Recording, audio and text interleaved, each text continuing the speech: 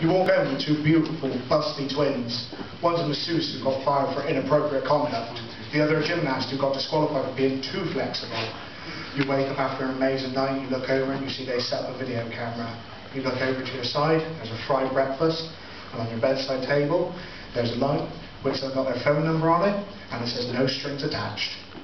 Carlsberg don't do one-night stands, but if they did, it would be the best one-night stands in the world.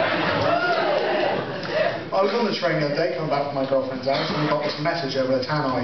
Oh, boom, boom, boom. Sorry, ladies and gentlemen, to interrupt your service. There are some teenagers above on the track, and we need to wait for them to be escorted off before we continue the service. Thank you. Now, it was late at night, and I know I wasn't the only one thinking it, but I just thought, fuck them. Now the fuckers down. What's the worst that's going to happen? Jeremy Carl's going to have a couple less guests. Well, I'm going to split the room now. Did you know that alcohol turns testosterone into estrogen? Which I think explains why when men get pissed, they can't drive. Any attention is good attention. But apparently I was researching, I say I was researching, it sounds really bad, but the worst things men can do to ruin the mood. And apparently one of the worst is playing bad music. I mean, every man knows Barry White is the way to go. I went a different route. Who would have thought the Okie Kokie would have weirded her out? You know, you put your left arm in.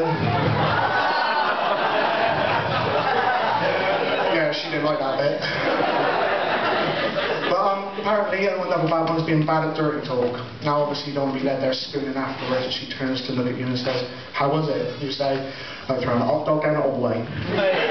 But I think women can be a lot worse for men's ego than the other way around. Like, you don't want to be, having sex for the first time, you're getting naked, you take your boxers down, and you hear, "Aww." But apparently the worst thing a man can do is he can manage a woman's moves. You know, moving her hand, pushing her head down, giving her a script. Yeah. I'm sure you know about this. You hear a lot of masturbation, urban myths and stuff like that, especially when a teenager, especially in like sex education class. Like you hear the one, "Oh, if you masturbate enough, you'll go blind." Well, it depends where you aim. But another one you hear a lot is, "Oh, he was masturbating with my headphones on, and after I finished, I looked and there was a cup of tea and biscuits on the side." that was a laugh of a, "Oh my God, he knows. How does he know?" But no, like, you've got to think about, like, obviously when the mum walks in, what's she thinking? She's walking in, seeing you furiously tugging away, and, "Oh, bloody hell, what he's going for that, isn't he? Love, come and have a look at this." "Oh, bloody hell, he's going for that. If he don't stop, he's going to tug that thing right off." Now, you think that's bad, but obviously, when I finished, I turned to the side, and there's a pamphlet on how to meet women. Now, obviously, it's awkward, like, getting caught by masturbating, isn't it? But it's infinitely more awkward the other way around. You walk in and, "Oh, Mum, that's my toothbrush. I wonder where that hair came from. Now, funny taste." So you know what makes that worse is my mum stood at the back there. This is going to be one awkward drive home. But no, I remember one of the first sex education class we had, the teacher said, "Oh, think of all the names you can for a vagina." Not the greatest thing to ask for 14, 15-year-old boys. I'm sure you know fucking plenty that I don't even know. But I mean, we come out with some horrific stuff, you know, the dangly ham, the kebab, the vertical bacon sandwich. One of my friends jumped up and shouted, "It looks like an axe wound."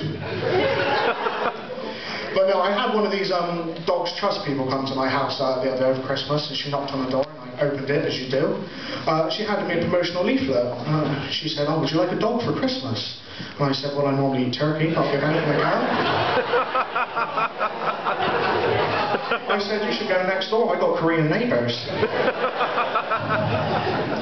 But I went to the doctor the other day for a fertility test, not because I needed to, but I thought I might as well use my masturbation time wisely. And I got in there, and we had the normal doctor talk, and he got a beaker and said, "Fill this up." And I said, "Well, you're fucking optimistic, mate, aren't you?"